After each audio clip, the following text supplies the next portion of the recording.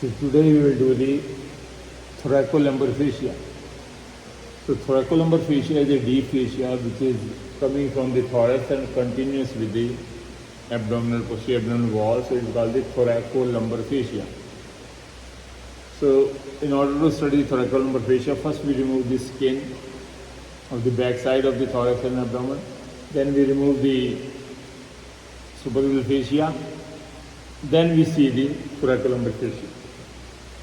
Now thoracolumbar fascia consists of the three layers: posterior, anterior, middle and posterior layer. As we are proceeding from the posterior side, so first of all we will encounter the posterior layer of the deep fascia that we call the thoracolumbar fascia or the posterior. So posterior layer is attached in the midline to the spines of all the thoracic and the all lumbar vertebra, as well as attached to the median sacral crest of the sacrum. Then this posterior layer comes laterally and then it attached here to the lateral border of the tips of the transverse processes posteriorly. Now this posterior layer, actually it is covering a muscle which is called the erector spinae or what is called the sacrospinalis muscle. Now its name is erector spinae, so it has to keep our backbone or the spine or the vertebral column straight. Whether we are sitting, whether we are standing or we are lying down, our backbone always remain in a straight line because of this very strong, one of the strongest muscle of the human body, that is the sacrospinalis. So when we remove this layer, the posterior layer, what we find that below here like the sacrospinalis muscle, which is taking a U-shaped origin from the median sacral crest as well as the lateral sacral crest of the sacrum on the dorsal surface. Then in between this U is fitted the multifidus, a thick muscle that is called the multifidus muscle in it. So this strong muscle is called sacrospinalis, means it is attached or taking origin from the sacrum, and spinalis means it is attached to all the spines of all the lumbar, all thoracic, all cervical vertebra, as well as it goes right up to above the cervical vertebra to the skull and attached between the superior and the inferior nuchal line as the sacrospinalis, and which is specifically called semispinalis capitis muscle. So it is attached from this.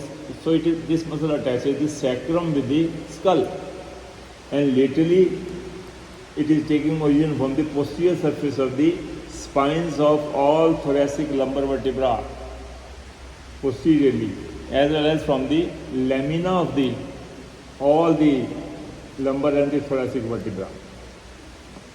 So lamina and the posterior surface of the transverse takes origin and then it runs upward and goes up to the skull. Now this is the medial border of the sacrospinalis, this is the lateral border of the sacrospinalis. As we go in the sacrospinalis in the upward part, so this constitutes the lateral border of the sacrospinalis muscle. This is the lateral border of the sacrospinalis muscle, and this is the last rib that is called the 12th rib. So this is the 12th rib. So this angle which is formed between the lateral border of the sacrospinalis and the lower border of the last rib, that is the 12th rib. So this angle is called the renal angle. Now this is called the renal angle. Why? Because anterior to this lies the kidney. If we are suspicion of the stone in the kidney, in the pelvis of the kidney, then we touch this angle gently and we gently press it and we see the face of the patient. If the patient feels tenderness here, so this signifies the stone in the or infection in the kidney. So this renal angle is very important angle between the lateral border of the sacrospinalis and lower border of the 12th rib. Then, so this is how we do the posterior layer of the thoracolumbar fascia and sacrospinalis muscle. When we clear the lateral border of the sacrospinal muscle and we reflect it laterally Then what we find, and another layer is visible of the deep thoracolumbar fascia. This is called the middle layer. So this middle layer is attached to the spines of the vertebra and superiorly attached to the 12th rib and inferiorly attached to the iliac crest and the iliolumbar ligament. And laterally it is attached with the posterior layer of the thoracolumbar fascia. So here the middle layer laterally and the posterior layer of the thoracolumbar fascia laterally, they meet together and they fuse together in the lateral part. So that is the extent of the what is called the middle layer of the thoracolumbar fascia. Now this middle layer actually it is covering another muscle of the backside, and this muscle is called the quadratus lumborum. So when we cut this middle layer and push it laterally, what we find, and another muscle which is called the quadratus lumborum. As the name suggests, it is quadrangular in shape. So superiorly it is attached to the lower border, lower medial 2/3 of the lower border of the 12th rib. And the muscle fibers run vertically downward, and inferiorly it is attached to the iliolumbar ligament. So this iliolumbar ligament is stretches between the outer lip of the inner lip of the iliac crest and to the tip of the transfer process of the L5 vertebra. So it is called the iliolumbar ligament. So this ligament is very thick ligament, very strong ligament, and it fixes the last lumbar vertebra with the hip bone indirectly via the iliac crest. So this iliolumbar ligament is very important in stabilizing the L5 vertebra over the sacrum, because sacrum is a combined piece of the 5 vertebra. On this lies the L5, L4, 3 and all lumbar and all thoracic vertebra, they are lying one on. So we assume that the L5 vertebra is the strongest vertebra. Its body is very large and stout. So this L5 vertebra is very well built as compared to the all other upper lumbar vertebra. Why? Because this is a weight bearing bone. Sacrum is also a weight bearing bone. So over the sacrum, the L5 is also very strong, and all the upper vertebra, they are fixed only because of the stability of the L5 vertebra through the iliolumbar ligament. Because vertebra, they are like the bricks, put one on the another, and they form the 5 lumbar and 12 thoracic and the 7 cervical vertebra. So they form a one brick over them. And in between the brick, instead of the cement, there is a intervertebral cartilaginous, fibrocartilaginous disc is there. So for the stability or to keep the whole, all of the vertebral column straight, L5 has to be strong, because this is the lowest in the position.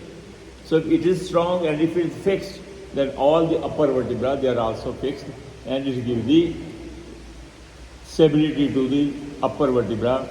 And this is how our spine or the backbone always remains in a straight line, or that's why the purpose of erector spine post is there. So this is the purpose of the lumbar. So inferiorly, the thoracolumbar, this quadratus lumborum muscle is attached to the iliolumbar ligament as well as the inner lip of the iliac crest. Then this is the lateral border of the quadratus lumborum.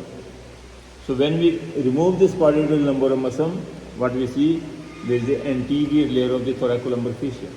This anterior layer of thoracolumbar fascia is also attached superior to the lower border of the 12th rib and below attached to the iliolumbar ligament, transfer process of the L5 vertebra and the inner lip of the iliac crest.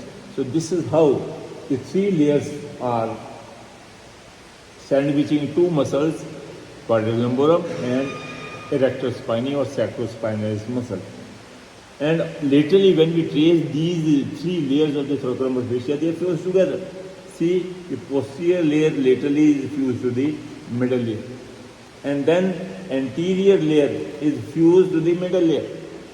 So anterior layer is attached to the middle layer, anterior layer is laterally attached to the middle layer, and then middle layer is attached with the posterior layer. So this is how all the 3 layers laterally they fuse to form what is called the thoracolumbar fascia.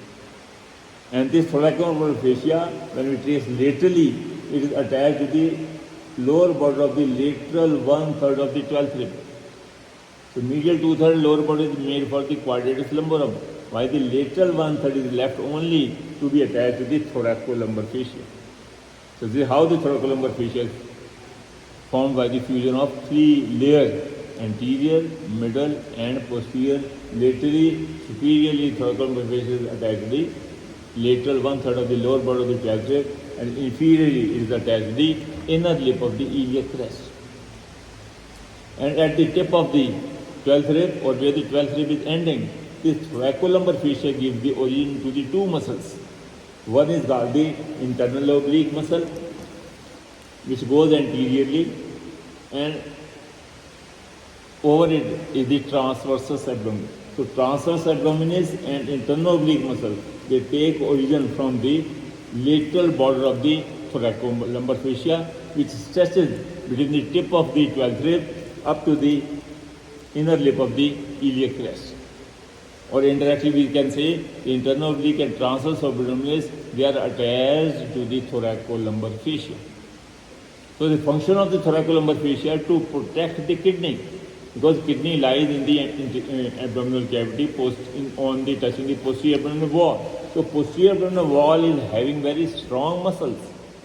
So any outside injury on the posterior wall will protect the what is called the kidney inside the abdominal cavity. So this is the construction of the thoracolumbar fascia.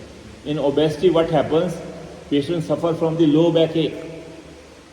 So in the obesity, the tummy becomes very large, anteabdominal wall sink downward, and more fat deposition in the Camper's fascia as well as the greater omentum. The girth of the anteabdominal wall increases and weight also increases. As we know, all the external, internal and transverse abdominal muscles, they are stretched, and because of the stretching of the transverse abdominis and internal oblique, which takes origin from the thoracolumbar fascia, so indirectly the thoracolumbar fascia is attached to the spines of the vertebra as well as the transversal process tip of the transversal process. So any forward stretching of the due to the obesity of the internal oblique and transverse abdominal muscles will pull the spine as well as the transversal process and the lamina of the vertebra posterior. And this is why the obese people, they frequently suffer from the low back ache. So this is the answer lies in the thoracolumbar fascia. Thank you.